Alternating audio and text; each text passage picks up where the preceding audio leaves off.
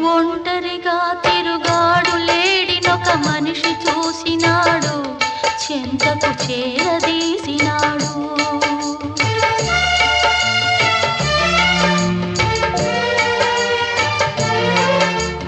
అభమో శుభమో తెలియని లేడి అతనిని నమ్మింది, తన హృదయం పరిచింది.